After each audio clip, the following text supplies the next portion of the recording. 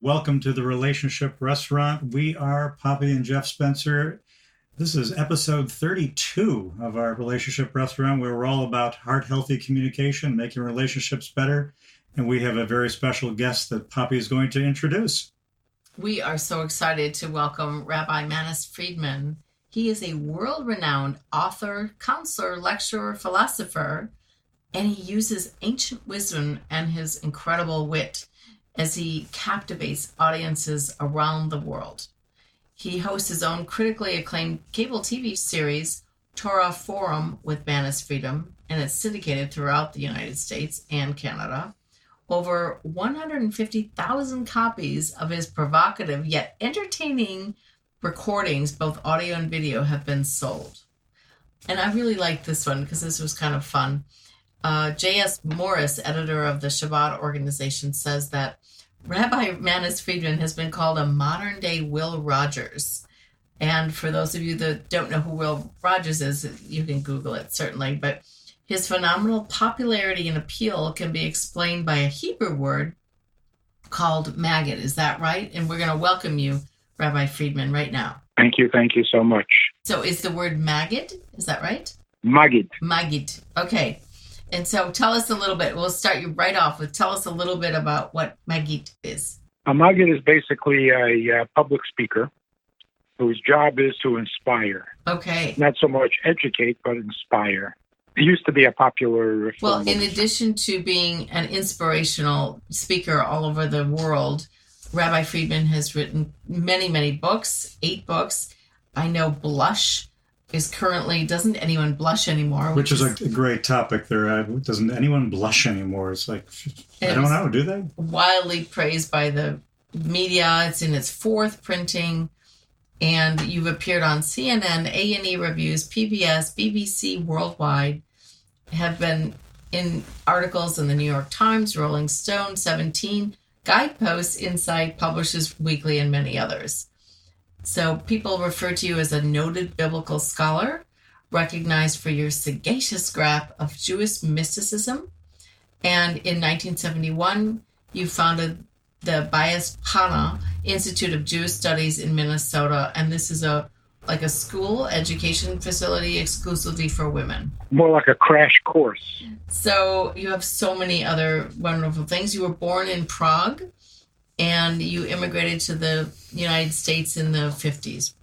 So is there anything else that we need to have our audience learn about you? Well, there are fabulous things to share. Nope, you know everything about me. There you go. We covered it all, huh? So we're going to get right down to it. And I love that you give your audiences, whether it's one-on-one in your counseling and your work with individuals, or whether it's a large group.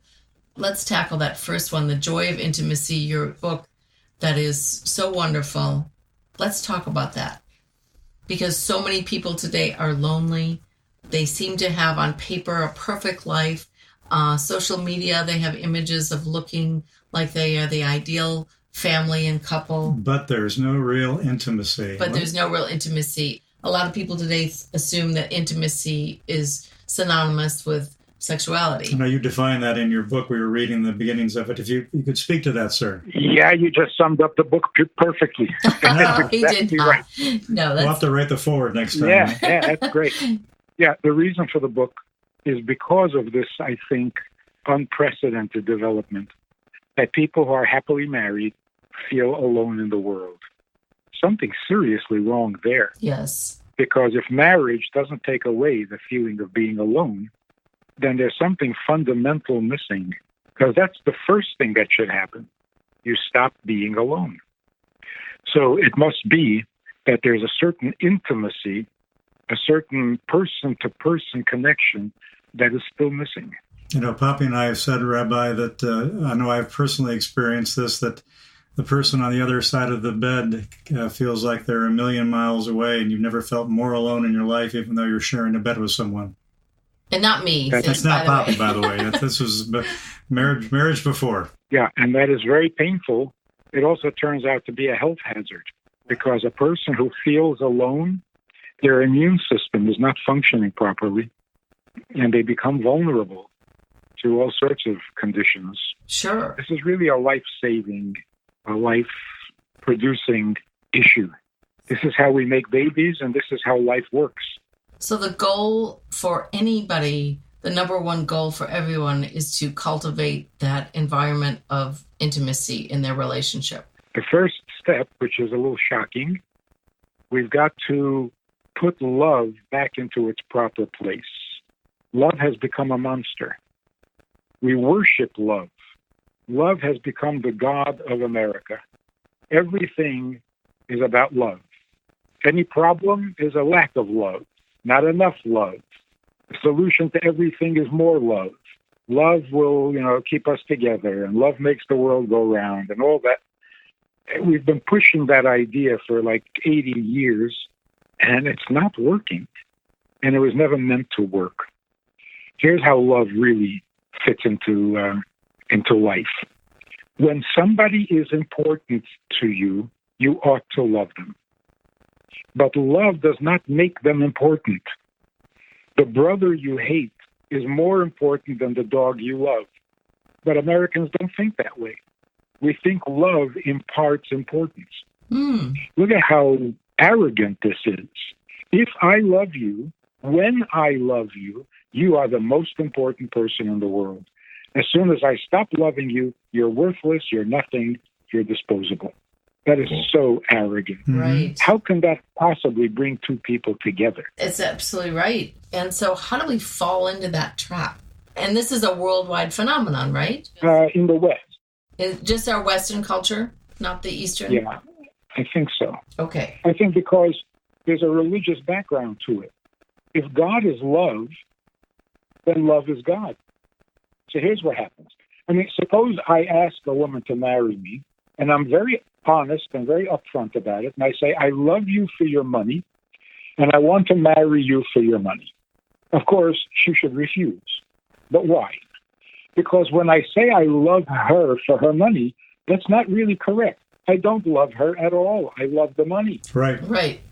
And I put up with her because she comes with the money. It's funny you mentioned this topic. This is something Poppy and I have written about a lot, about how many people make the decision to go into marriage not based upon love, but based upon the lifestyle that they can have and the trappings that come with and it. so we've talked about this, but how to still make the very best of that. If you have married someone for that very hollow reason, you shouldn't be condemning that person, though, because they're not a wonderful, loving, or caring, or fun-filled person. You married them because they could take good financial care of you. So you need to understand that and make that work and acknowledge that.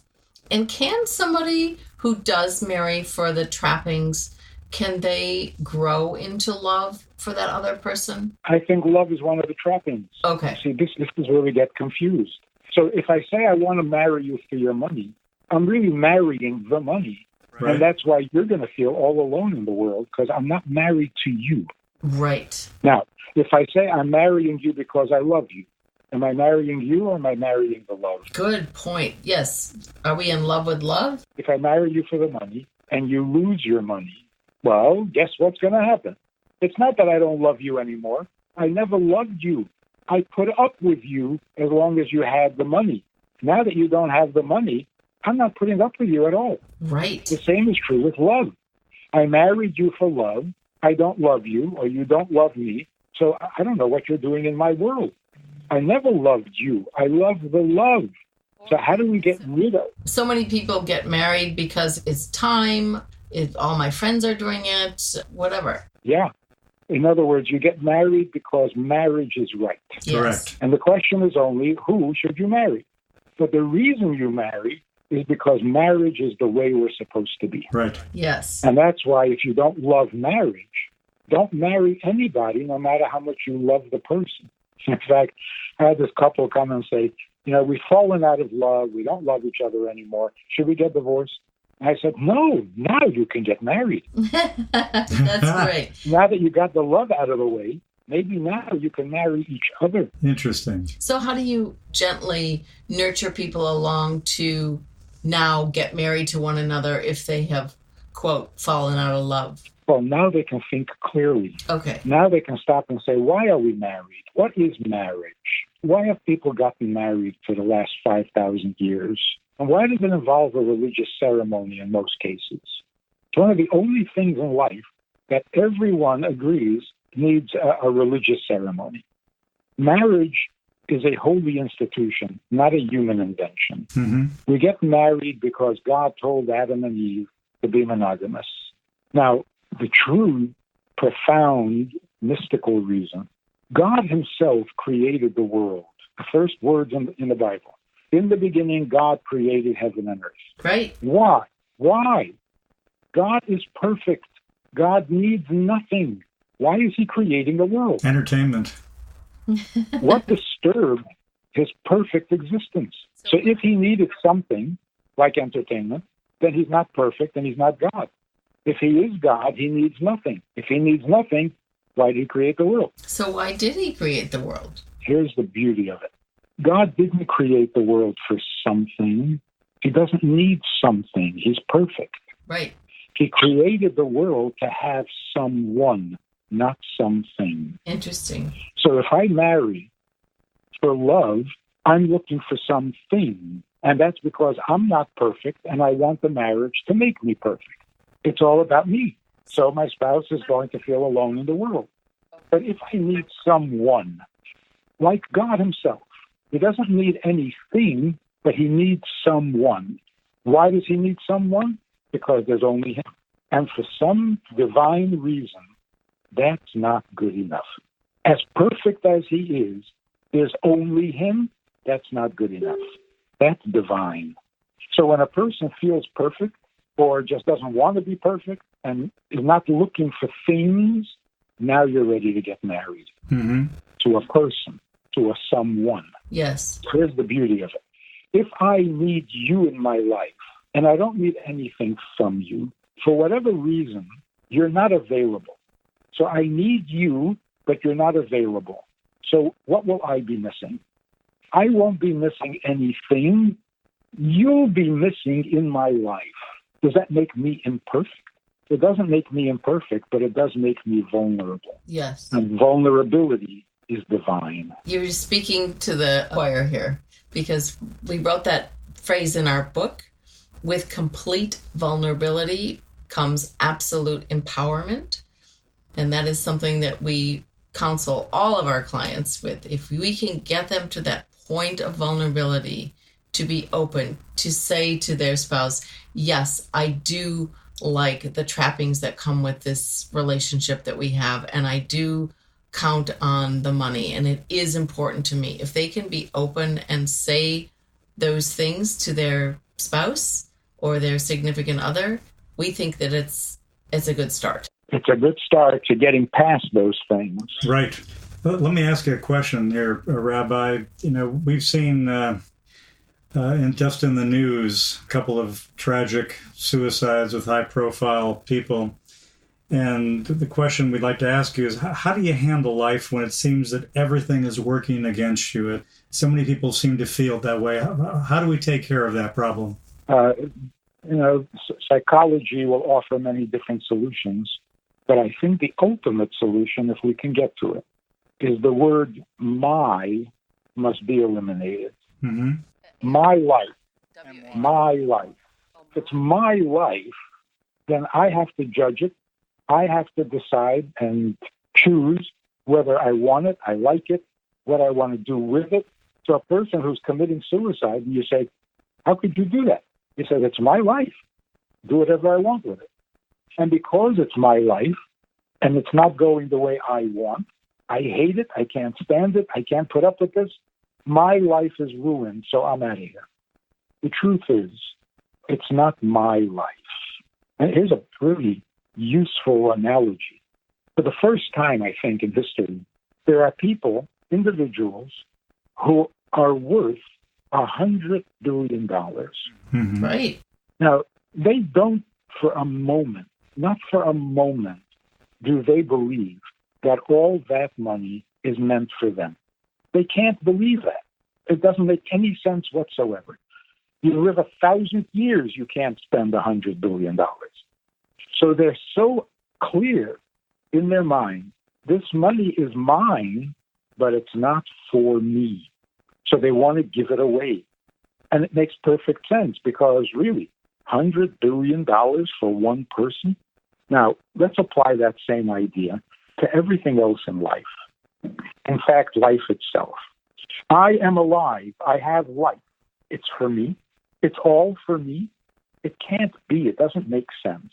Whatever we were given is meant to be shared. It's meant to be invested. It's meant to be given away. So I have information, but it's all for me. That's like a guy who has $100 billion and he keeps it under his mattress. That'd be a big mattress too, by the way. Yes, not very comfortable sleep. But you ask him, what are you doing with the money? He says, it's my money. I'm keeping it. That's senseless. Do something with it. It's not meant to be kept under a mattress. And the same is true with your love. The same is true with your knowledge, your information, your talents.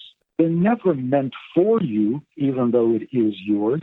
So when a person gets depressed because my life stinks or my life is out of control, it may be your life. It doesn't mean that it's for you. So maybe your life is messed up and you don't enjoy it, but what can you do for others? Mm-hmm. Maybe you're holding on to your life a little too greedily and you need to let go a little bit.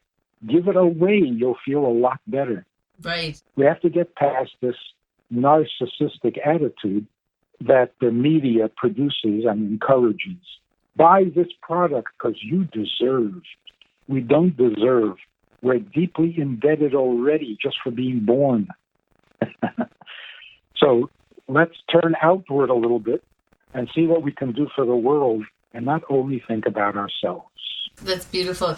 Did you ever see the true life story of they made a movie out of it called The Peaceful Warrior? It was about 20 years ago, I think it came out. But anyway, the whole message of the whole movie was about getting from somebody who was completely self-absorbed into a new place where he became in service of others. And that was just the... In fact, the topic even came up with Poppy and I just the other day because we live in Sarasota, Florida, and there's a little gas station in the middle of town that's a throwback, and it's actually a service station where they actually fill your tank, check your oil, wash your window, things that we've all kind of seen go by the wayside at 99% of gas stations around the world.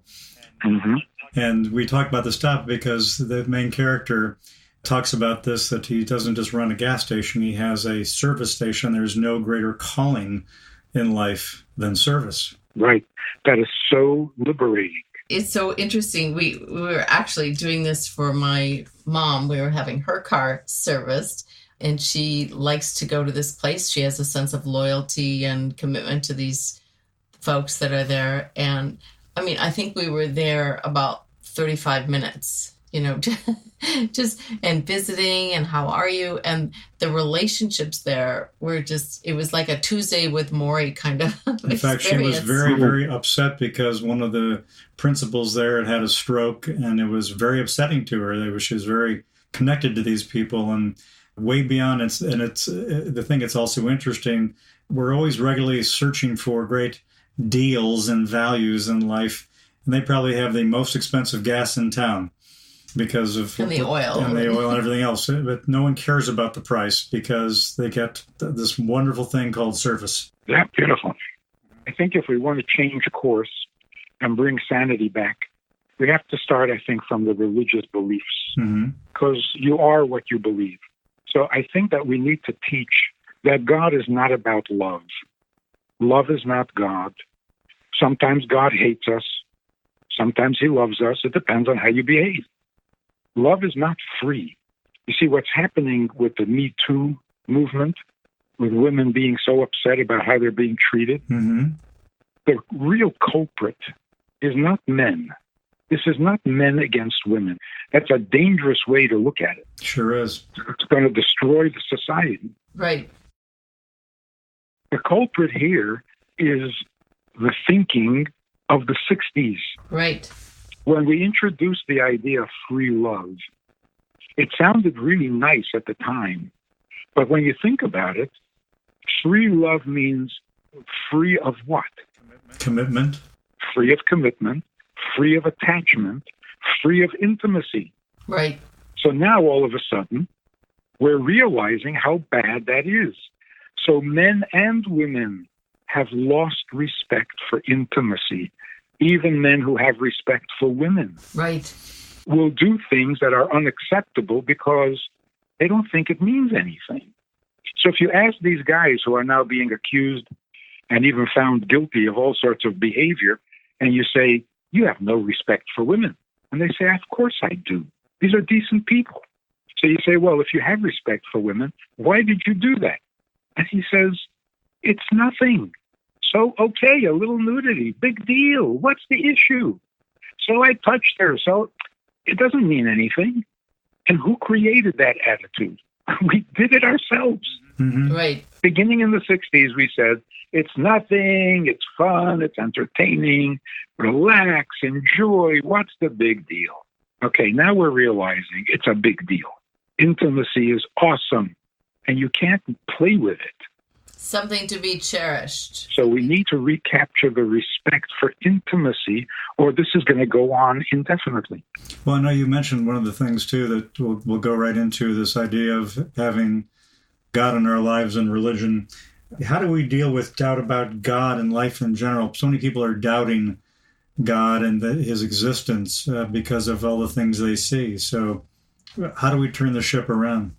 Actually, the way we present God to people, I don't blame them for doubting it and rejecting it and being totally unmoved by it. We don't need a God who's going to take better care of us. We need a God that we can serve. We want to serve him. We want to be part of his vast eternal plan. We don't need him to save us and to protect us and to bless us and to love us. That's so childish. Mm-hmm. We need to serve him. And in order to serve him, you got to know what he wants and what he needs. But of course, you ask anybody, what does God need? And they laugh. He doesn't need anything. It's true. He doesn't need anything, but he does need you because he hates being the only thing. The only one. And in order to have you, you got to be on the same page with him. Mm-hmm. So when he says, don't kill, don't steal, don't commit adultery, don't be cruel to animals, and so on and so forth, that's what he needs. It's not for your benefit, it's for his benefit. So when you do those things, now he has you. But if you don't do those things, then you're not in the same world, you're not on the same page. So he needs you, but he doesn't have you because you're not joining him. So all the commandments, all the 613 commandments for the Jewish people, these are not things that God needs. These are just 613 ways that we can be his, that we can be with him on the same page. So he does need. How can he need when he's perfect? He doesn't need things. He needs someone. And that's out of humility, not out of neediness. Well, there you just touch on a word that I think is missing so much in our lives today, and that word is humility. And do humility and intimacy intersect? Yes, because the humility is, I don't want to be just me. Beautiful. And therefore, you have to be in my life. And if you're not, then I miss you. I'm not looking to perfect myself. I'm looking to have someone beside myself. So here's the point. We thought for the longest time, according to psychology and so on, we thought for the longest time, I have a need, I can't figure out what it is, it's frustrating me, it's deeply embedded, it's unconscious, subconscious, whatever it is, and if I can just find out what that need is and fulfill it, I will be healthy and happy. And now we're discovering something completely different. Whatever my needs are, they're endless. I'm never going to fulfill all my needs, and I don't need to. What I really need as a human being is to be needed, not to be needy. Yes. If you need me, that makes me healthy. What I need is going to make me sick. So we need to transcend our neediness and focus on how needed we are, beginning with God. If nobody else needs you, God does. Rabbi Friedman, do you ever work with people that don't believe in God, don't believe in a higher power? And how can we reach those people? How can we communicate with those folks? In most cases, it's not a question of do you believe or don't you believe. In most cases, they're not hearing anything relevant to their lives. Mm-hmm. So no matter what you say and how many times you repeat it, belief in God, accept God, they don't see a point to it. So they're not atheists in the classical sense of the word, like a theological rejection of God. They're not. They don't see any relevance. They don't see any benefit. They don't see a point to it. You want to believe in God, believe in God. Don't believe in God. What's the difference? So you say, well, if you don't believe in God, he's not going to help you. Well, so what, are you threatening me? Yes. You're blackmailing me? Right. So how do we present God the way he really is that makes it relevant and meaningful and appealing? If you say God is waiting for you to do something for him, very few people don't find that intriguing, tempting. God is waiting for me. And all of a sudden, the same guy who says, I don't believe in God, there's no God, all of a sudden says, really? Really? He's waiting for me? He's waiting for me? Because it strikes a true chord. We are here to serve, not to be served. So all the emphasis and all the focus on what you need and how to get it and how to improve your life, it's all going in the wrong direction. It weighs us down. It depresses us. It's narcissistic and it's a dead end. So we got to reverse our direction. Right. Give me a God who needs me. What about people that is the Bible relevant in our day-to-day lives? So again, it depends on how you present it.